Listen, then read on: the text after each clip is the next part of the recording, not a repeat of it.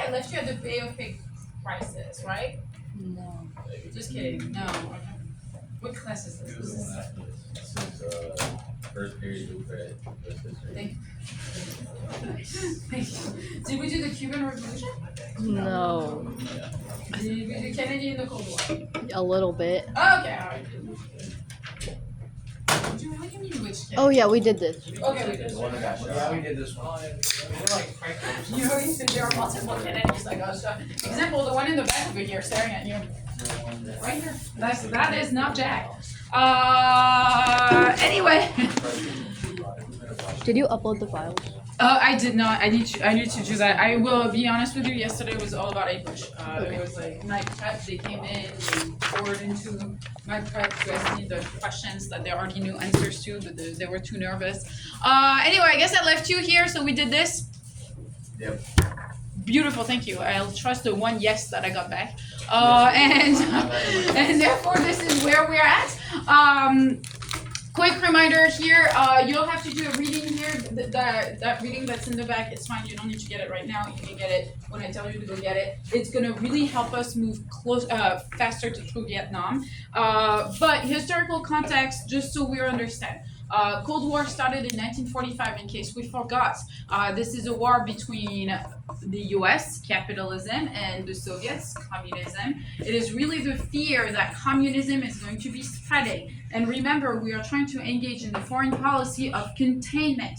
We need to contain communism where it's located. And our fear is that it's going to be spreading throughout the world. That's really where we're at. Decisions are made. Example, MAD, mutual assured destruction. Let's stockpile the nuclear weapon in case our enemies come and nuke the heck out of us. We can retaliate. Yay us. Okay. Also, we can destroy the planet. But you know, that's besides the point. So we have mutual assured destruction, but we're also going to have, with Kennedy, the flexible response. So yes, it's still very large foreign policy and nuclear oriented, but also there is a stress on space. If you remember, just like we can't just have the Soviets in space because then they would have a better idea of where things are located in our own country, right? They can just take the pictures of a space. So the space race does fall within the flexible response. And also, we decide to invest a ton of money abroad. Reasoning is, well, if we invest in poor countries, developing nations, then they will become our friends, right? And therefore that's where we were at. So the Peace Corps serves as that, right? That to make an alliance, we basically buy the friendship. And then the Alliance for Progress is for Latin America. Now that leads me to the Cuban Revolution, which I guess we did not do, which is fine. We're gonna move pretty quickly so I can get to Vietnam, because you need to understand this fear that we have of the spread of communism. The reason we have the Peace Corps or the Alliance for Progress here is because we are terrified Latin America is going to turn communist, and guess what? Cuba did in 1959. So we're not going to go into the details of the Cuban Revolution, but do you guys know who these two men are? Castro. Yes, Vincent. No, but the S is backwards. We've done. We've already covered this, Vincent. Oh, bad. That's Fidel Castro. That is correct, and this is that's Che Guevara. Anyway, so let me give you the context of Cuba, because I know Vincent is obsessed with this. So I know he remembers the Platt Amendment, right, Vincent? Yes, the amendment they made. Yes, the amendment they made. Okay, the Platt Amendment. Remember, first we passed the Spanish-American War. So we go back like quite a little bit back in time. The Spanish-American War, we helped the Cubans declare their independence from the Spanish. War with me. Also, we passed the Teller Amendment even before we engaged to make sure that Cuba never becomes a U.S. territory, even though we very much wanted Cuba as a U.S. territory because we have a ton of money invested in Cuba at the time. But it wouldn't look very good with us talking about, like, you know, independence and then taking that. Now, after the Teller Amendment, though, we passed the Platt Amendment. The Platt Amendment is this. Remember, technically they are independent, but they can't even pass treaties without us agreeing to it. They have to pay for the war. It basically makes Cuba an American protectorate. Yes, they have their own government, and that government will become the government of Fulgencio Batista, and that's where the problem starts. In the sense that we don't have a problem. The Cubans have a problem with Batista. Batista is a dictator and a cruel one at it. He absolutely engages mass murder of his political enemies. He rules with an iron fist on Cuba. But we like Batista because he's a fierce anti-communist and a pro-American. Because in 1959, more than 50% of the Cuban island is actually owned by Americans. They do not own their own land. Most is U.S. businesses, sugar plantations, and most of the Cubans here, let me be clear and honest with you, they're not particularly thrilled that a foreign country owns their own land, right? I don't think we would be particularly happy if like China owned a huge section of the American land. The Cubans feel, the same way, and there is that anti-American sentiment really that grows. Like, why are the Americans owning the land that is in Cuba? And on top of it, they hate Batista for being so darn cruel. But we turn a blind eye, right, to that situation, which is interesting because we were not turning a blind eye when it was the Spanish. So you see how like maybe the narrative is inconsistent for us here. But we don't do anything, and us not doing anything, is it, right? We're like, well, this is not our country. On top of it, Batista is allowing us for us to keep on making money off of Cuba, so whatever. But like any dictators, he's going to face opposition and a revolution, and that will become the face of Fidel Castro. So Fidel Castro is actually going to be able to overthrow Batista and become the new leader of Cuba. He's installed as the new leader of Cuba. We in the US are like, okay, we have to make friends with the dude like right away because we have millions of dollars in Cuba, so we better make friends with him. There was a lack of collection of intelligence on Fidel Castro, so we go ahead and we become the first country to actually recognize the Castro regime. We're like, sure, you know what, we need to make friends with him right away. We did not know or understood that Fidel Castro was a communist. And so then we're like, say what now? So Cuba is going to turn communist? It's 90 miles away from our shores, guys. The enemy is at the gates, really is what it feels like. And Fidel Castro will be pretty clear on how he feels about Americans because he's going to decide to nationalize all U.S.-owned businesses in Cuba. Basically, he kicks out all of the Americans, being like, no, thank you. And now they are government-owned, which fits within communism. And he's going to turn to the Soviets to get a relief. Military relief, he needs help, and an economic one. We are very, very unhappy with that situation. Not only do we have our millions of dollars disappearing right from Cuba, but more importantly, communism really feels like it's almost in the United States. But after all, we are America. And therefore, what do you think we're going to do about this situation? What can we do? Vincent, what should we do? I have already my hand raised. What? I don't know. You don't know? Just fight. Fight? War. War? Assassinate? That would be a good one.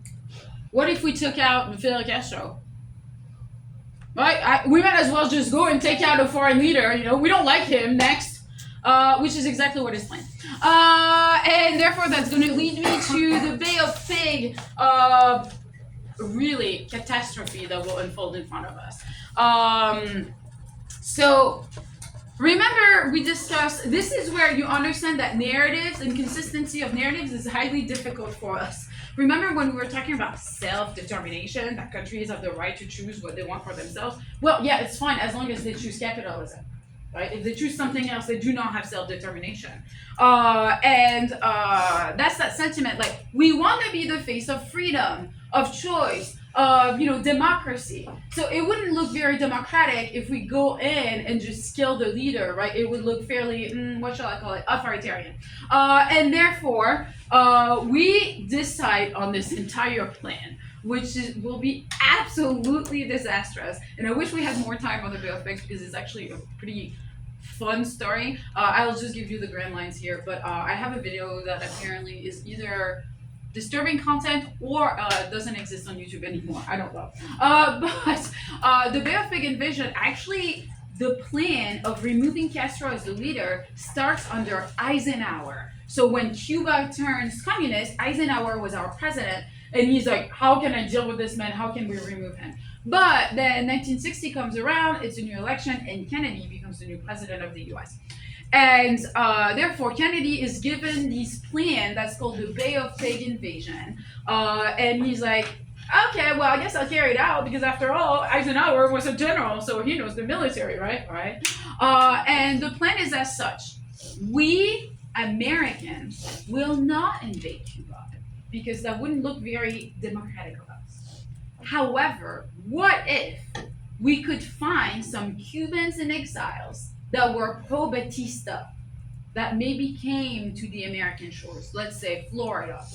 So understand that during the Cuban Revolution, some Cubans obviously were pro-Batista, right? Their life under Batista was fine. They didn't care about the cruel dictatorship. They were making money. But when Fidel Castro overthrew Batista, all of the followers of Batista escape, right? They have to flee Cuba because they're probably going to be met with death. And a lot of them fled to the United States and to Florida in particular. And so we decide, what if we went and found these Cubans in exile and trained them with the CIA? We give them the weapons, we give them the money, we give them the training, and then we launch them into Cuba, and therefore they do the overthrowing. We don't. So we look good, they look bad, this is fine, right? Which is exactly the plan. So we are going to be training these Cuban exiles to go and overthrow the new Castro government. And we trained 1,400 of them. Like, this is not a small number of men. The plan is to go and invade the Bay of Pigs. So to basically go, the plan is here, right? Like, you go all the way like through Nicaragua and you like launch the Bay of Pigs actually from Latin America. And they are equipped by the US, right? The money, the weapons, the training, all of this is by us. And it comes to fruition really in April of 1961. And they invade, and it will be absolutely disastrous. So they are to be invading, but number one, there was a leak somewhere where Fidel Castro was aware that America was growing something not good for his health, so he was on high alert that something may be happening. And then these Cubans in exile land into the shores of the Bay of Pigs, and they are supposed to be communicating via the radio where they are located, and also tell the paratroopers, because we have also trained paratroopers, Cuban paratroopers, to go and land into Cuba to kind of like mimic, I will say, remember Eisenhower was behind it, like a mini Normandy to some sort, right? Like you by land and by air, and you do it all. Huge mistake. The radios where they're communicating, they do not realize that the channel they're on is the national radio. So they're giving away their position the entire time. So all the Cubans have to do is turn on the radio, and everyone knows where the invasion is ongoing, which is incredibly nice for Fidel Castro. He's like, all right, everyone goes there. In less than 24 hours, everyone's been arrested. That's how successful that was. There's like 140 died still in the conflict, but like everyone else is arrested. So I wouldn't consider the Bay of Pigs successful. It's actually a disaster. It's what we'll call a fiasco. And guys, internationally speaking, how do we look?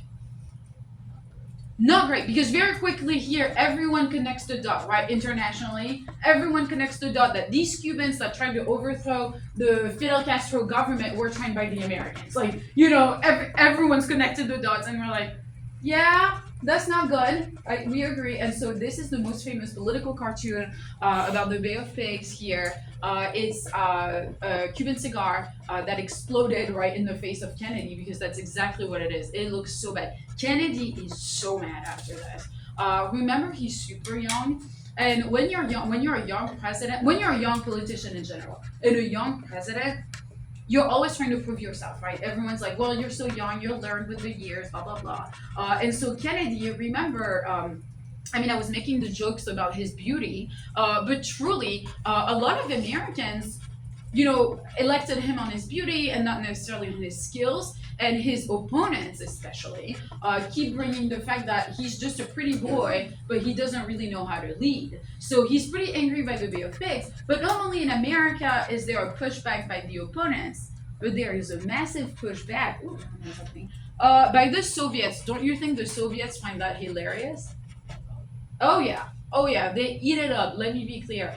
Especially this man over here, Khrushchev. Let me show you the quote. I promise I'll come back to because it's at the bottom here. So in July of '61, Khrushchev and Kennedy meet at the Vienna summit, and this is right after the Bay of Pigs. Okay, and Khrushchev truly thought that Kennedy was stupid.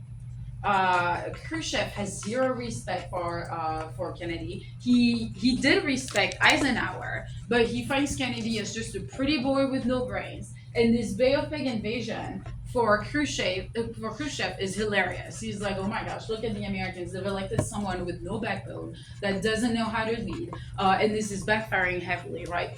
And here is what Kennedy will say. They have a meeting. And during the entire time of the meeting, Khrushchev does not let Kennedy speak. Right there at this summit, there's like the media, the national media, and everything. And every time a question is being asked, Khrushchev basically tells Kennedy, "Please be quiet. I'll answer the question." And Kennedy cannot actually speak ever, which he grows in the footage. You can see that he grows frustrated. And after the meeting, this is what he has to say. The meeting, that was the first part of the quote, was the worst thing in my life, he told the New York Times. He savaged me.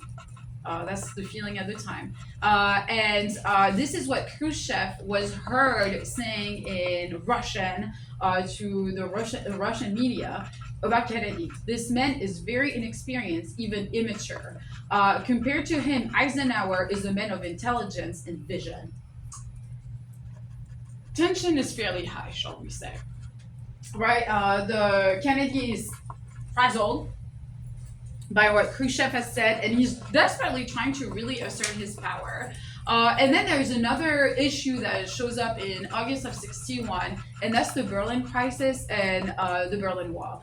So those are the pictures right here of the Berlin Wall being built, and that's a watchtower from the Berlin Wall. And so in the summer of '61, Khrushchev will actually order a wall of brick and mortar to be built inside Berlin.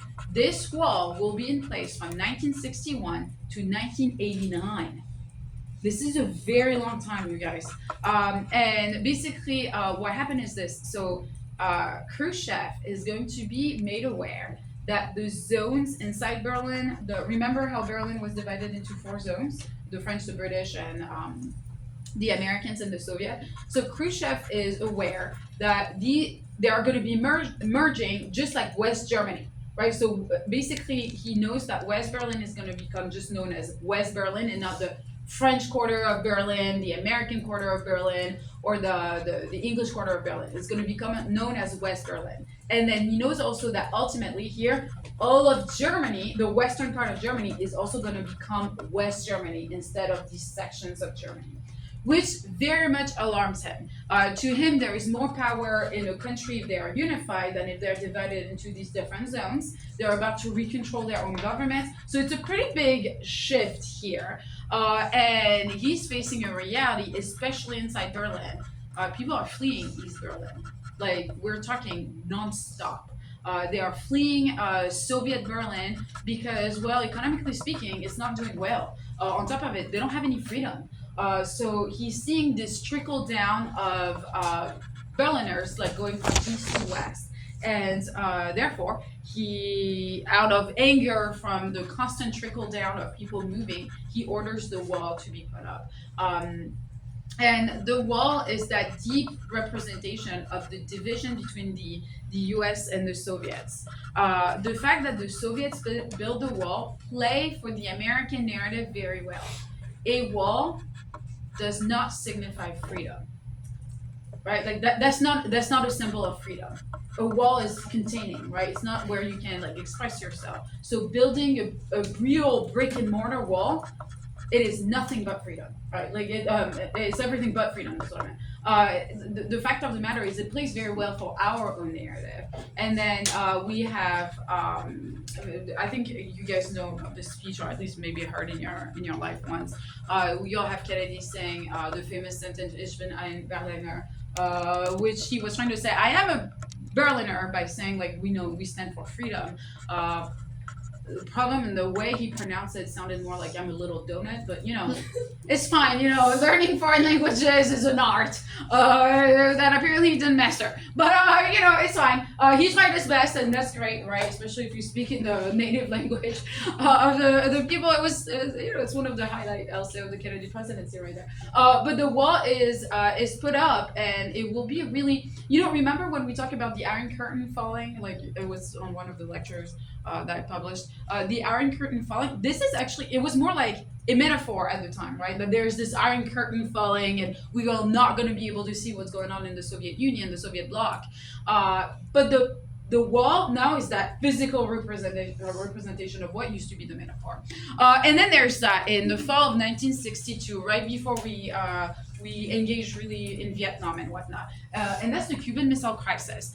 I will tell you this. This is the peak of the Cold War. The moment where we are all like, we're all gonna die. That really was the sentiment in America, and I am not kidding. We really thought we were all gonna die. So the Cuban Missile Crisis starts as this innocent, normal army activity of spying. Okay, so we have our men, the Air Force, that's doing their normal spying operation, especially over Cuba. Okay, and they're taking pictures of Cuba. And one day, in the fall of '62, the Air Force comes back here, and they're like, so we have a bad news situation here. It seems like there are nukes on Cuba, and they seem to be very much pointed at us, like towards America. The reason why the nuclear weapons which are located right there on that map, are in Cuba is because, let me give you the other perspective here from the Soviets. We had placed nukes in Turkey and Greece, like pointing at the Soviets. So they actually are retaliating, right? In Turkey, we had like nukes really, really close to actually the Soviet Union. So they were retaliating by having, nukes close to us, because that's apparently how the game is being played.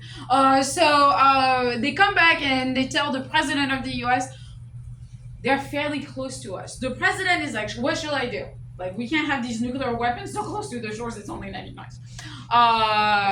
Do we launch a nuclear war? Do I call Khrushchev? Or do we do something maybe more mellow? And so it's decided that we will have a blockade of Cuba. So that's what is shown over here. So after we are made aware of these nukes, we decide to blockade Cuba. So any Soviet ship trying to come to Cuba to basically relieve Cuba, in whatever is needed, like either trade such as food and whatnot, but also military activity, that would be blocked. Actually, technically, we say that we don't block what is non-military. So we say we are not blocking the food, though that's highly questionable. We are just telling them anything military will not get to Cuba anymore. Do you think the Soviets think it's nice? No, the Soviets are like, what are you doing? Right, a blockade in the water is basically an act of war. Right, like that's what you're doing by preventing the freedom of the trade, right? By preventing, you do blockades if you're at war. You don't do blockades if you're not like in active warfare. That very, very much angers Khrushchev, and tension builds even one more. And then we're gonna have another round of Air Force going over Cuba, trying to collect more and more pictures, because they're like, oh my gosh, they're really building the arsenal here. And Rudolf Anderson Jr. here is on a mission to go and fly over Cuba to go and figure out like what's going on still, because it seems like they're still getting the supplies. And his plane gets shut down, and he dies. And that's the moment where we're like, so is this an act of war? Yeah, I mean, I'm sorry, if someone dies, it's kind of the act of war, right? Remember, I told you the act of war is always the act of violence. Remember the assassination of the Archduke? One dude dying, one dude dying. We're like, oh boy. The tension is super high. I am not even kidding. This is apparently my video doesn't work anymore, but I had a clip for you before where you can from the media where Americans were really thinking they were preparing to die, like they were preparing for nuclear warfare. They were stockpiling food. They were ready. They're like, this is it. Like, that's the end. They shot at us, and so the president is trying to negotiate with Khrushchev, which is this political cartoon over here. There are these negotiations that are incredibly, difficult. And then there's another event within that death. One of the submarines that was a Soviet submarine that was lurking close to our shores will actually accidentally become a target and will basically be torpedoed to some extent. Not the whole submarine like goes down, but they've been hit by something and they're unsure of what. And to them, they know what's going on up in the surface, right? Like we're on the verge of nuclear warfare, but they're in a submarine deep under. And what they know if they've been hit by something, and there are 3 Soviet captain on that submarine. And the conclusion is made that nuclear warfare has started, and therefore they have become the target. And so they decide that they will also launch the nuclear weapon that they have on their submarine. And they are very close to our shores in Florida. This is where the hero of the Cuban Missile Crisis comes into place, and that is this man over here, Arkhipov. Vasily Arkhipov is one of the 3 captains, and there is a rule on the submarine that if they are to launch the nuclear weapon on board, all 3 captains must agree to launch it. And so 2 of them are like, yes, let's go to war. And Arkhipov is like, should we have more information about this? And he refuses to basically say yes to the nuclear weapon, and therefore, you guys, nuclear warfare is avoided. We will not go to war because of this dude over here. He refuses, right? He's like, guys, can you imagine, like being like, yes, let's go to and launch a nuclear weapon with limited information. He's really the hero of the story. And after the fact that we almost actually had a submarine launch, the nuclear warfare, we see a lessening of the tension. We are able to get a negotiation, and the negotiation is this. We agreed to remove, the Soviets agreed to remove the missiles from Cuba, and we promised to not invade Cuba in case of nuclear warfare. But technically, that's what Kennedy's officially says to the Americans, that we are not going to go and invade Cuba. But technically, part of the agreement that most Americans did not know because it was classified for a long time, actually Kennedy agreed to remove the missiles in Turkey. That was the agreement, that we'll remove the ones in Cuba if you remove the one in Turkey. And thank goodness, you guys, because we're here, and that's nice, right? Otherwise, I don't think we'd be here. Is a reality. Now, understand that peak of tension here and that fear of communism being right at home. And that's why we're going to be engaging in Vietnam, because we are terrified of just communism continuously spreading. And how are we going to stop it becomes that reality. This is where you guys, you need to come and get a piece of paper in case you do not have it. If you have it in front of you, just start reading it. It's a really short read. It gives you the historical context of actually what's going on in Vietnam. Vietnam starts as the French Indochina War. And that gives you all that you need to know right there. So go and grab it. I'll give you about 5 minutes to read it, and then we can reconvene so we can discuss it.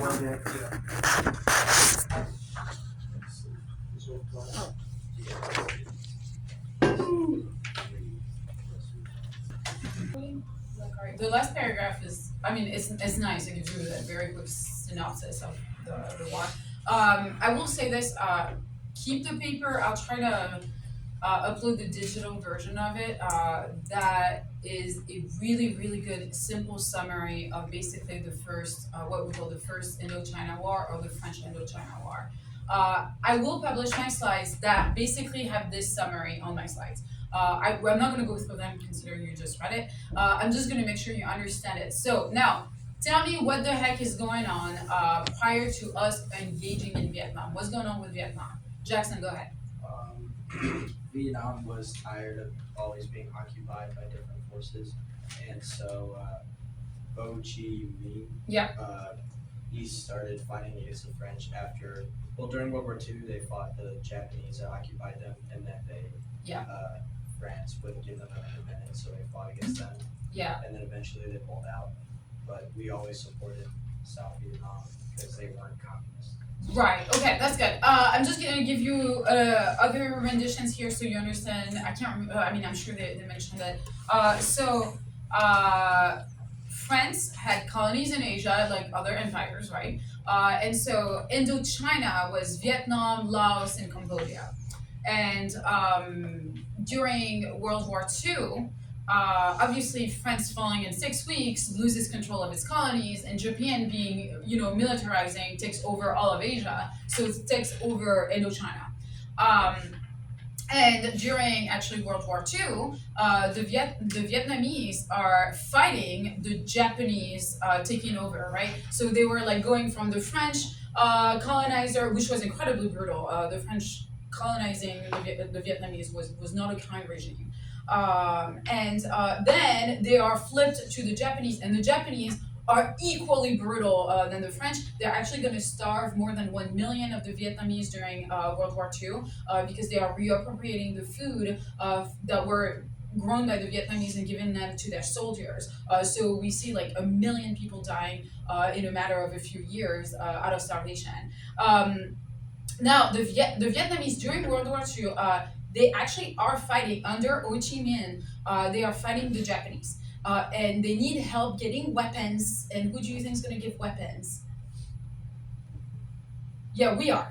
Remember, the Japanese are our enemy, and we have the Vietnamese here. They're like, yeah, we'll fight the Japanese if you give me weapons.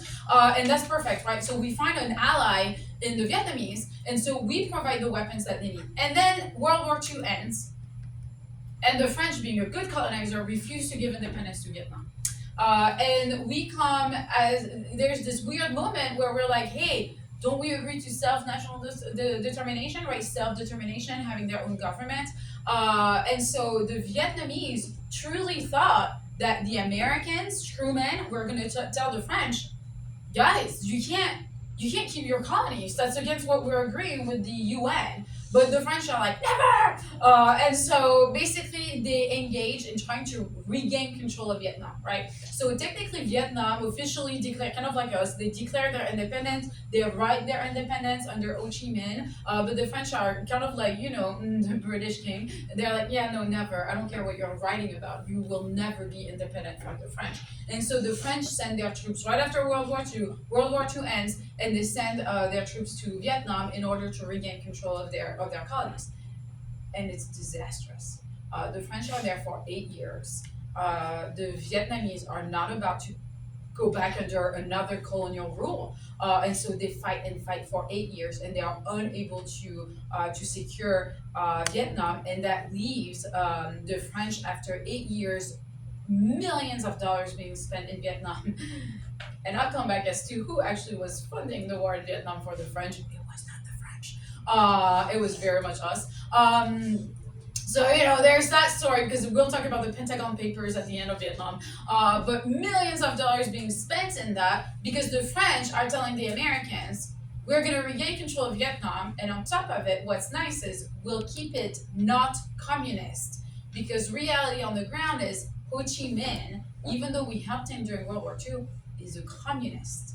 And so we're afraid that Vietnam is going to turn completely communist. So we're like, okay, French, let's go. You can go and try to regain control of your colonies. But it turns terrible. And so the Geneva Accords are going to be passed. And part of the Accords is basically splitting Vietnam, just like Korea, right? The North will be under the Ho Chi Minh control, and the South would be under basically the American control with the government that we've chosen, and that leads me to exactly here, the two Vietnam and the 17th parallel for the Vietnam War. So that's where we officially, and that's important because it's officially, that's why we officially start playing a role that we see American, like, you know, in the world. We used to play a back role that nobody knew. So North Vietnam is going to be under Ho Chi Minh here, and South Vietnam is going to be under the Dinh Diem regime. Now, Dinh Diem has been chosen because he was educated in the West and because he's Christian. And we like him. He's a fierce anti-communist as well. He's basically a puppet government. We chose this man. We're going to impose this rule on the Vietnamese. Technically, they voted for Dinh Diem, but again, this election is not really open to everyone. It's pretty contested, but it becomes the Dinh Diem regime. And turns out that Dinh Diem is going to be incredibly ruthless, cruel to the Vietnamese. And that's going to become our issue. So see 17th parallels, look at it here. And so South Vietnam is to be democratic and North Vietnam communist. But the problem is, do you think like in South Vietnam, all the Vietnamese want to be democratic? Don't you think that some of them want to be communist over here? Also, don't you think that North Vietnam wants to turn all of Vietnam communist? Of course. Technically, they were supposed to hold a reunification vote in 1956, and that will never happen because Dinh Diem will refuse to actually have reunification. They are too afraid of that. Meanwhile, we create CETO, which is basically the equivalent of NATO. And CETO is the Southeast Asia Treaty Organization, and obviously we're going to be the one part of it. So it's formed by the US and several other nations, and the goal is to contain the spread of communism in Southeast Asia, and Dinh Diem is dedicated to that. So kind of similar story, we'll say, to Batista in a sense, right? Cruel leader, and fiercely anti-communist, pro-American, and therefore the man is well liked by the American government. The problem is that things are going to turn pretty ugly pretty fast for the Dinh Diem regime. No, you guys are still waiting, so I'll give you a second here.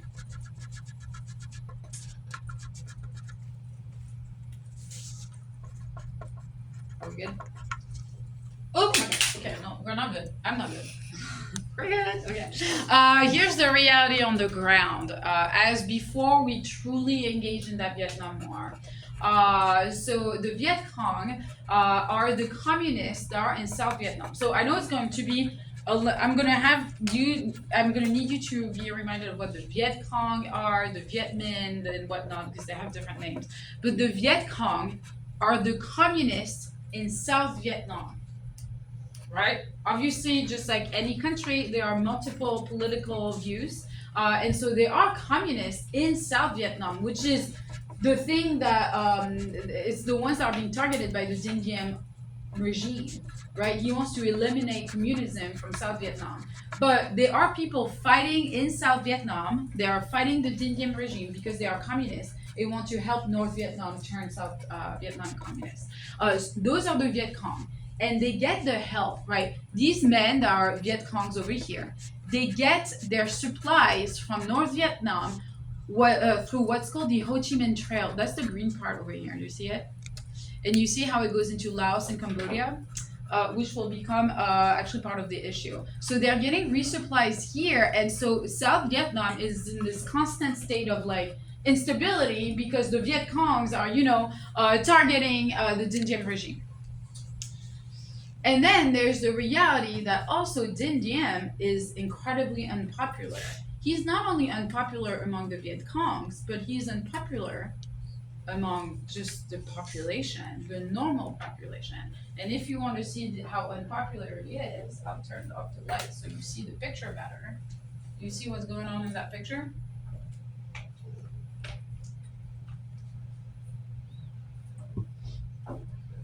Yeah. It's a monk that has set himself on fire. This is one of the most famous picture of the Vietnam War. He's sitting over here. And you see all the other monks? They are preventing the fire trucks to come and try to extinguish the fire. Remember when we were talking about like setting things on fire, and I told you that's an act of desperation, and I told you you'll see it against for Vietnam? That's what it is.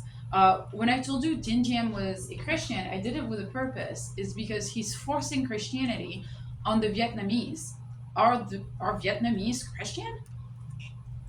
No, what are they? What's their religion? Buddhism? They're Buddhists. They don't want Christianity. That's not part of their history, right? Christianity is not embedded in Asia, and having this incredibly cruel, forceful leader that is trying to turn everyone Christian creates the monks are the most like peace and love people out there, okay? But turning this monk into like, this is really the symbol of the cruelty of the regime. And that leads to many people asking, what the heck is going on in Vietnam? Including Americans, because in 1963, we had, without really knowing the American public knowing, we had about sent 15,000 American troops there to help fight the Viet Cong, right? Fight communism in the name of containment. But the Dinh Diem regime and being overthrown here in the fall of 63, the self-immolation of the monk creates more, interest around Vietnam and what's happening. And 1963 leads inevitably to also an election year. And in the US, there's two teams right now, those that are pro-containment and those that are for the containment of communism, but maybe not as strongly as others. Meaning, LBJ is facing an opponent because he's going to be running for re-election, and the Republican Party keeps saying that LBJ is quote unquote soft on communism, right? Like he doesn't know how to fight the Viet Cong. Vietnam's going to turn communist anyway. We need to take a stronger stance in Vietnam in order to contain communism. Otherwise, all other countries going to fall to communism. And so that leaves LBJ fairly frazzled in two senses. He wants to win the election in 1964, but he also wants to show that he's a strong leader, and that will lead me to how do we justify getting into Vietnam? Because objectively speaking, you guys, do we have like a dog in the fight here, for lack of better words? Technically, isn't that a domestic issue, a civil war like this? Yeah. Like, it has nothing to do with us, right? So we're going to have to find a justification to really go in, right? Well, what can we do to actually get inside Vietnam with a justification, right? And that will be the Gulf of Tonkin incident and the Gulf of Tonkin resolution, which I will do on Monday. Because available right in like 50 seconds.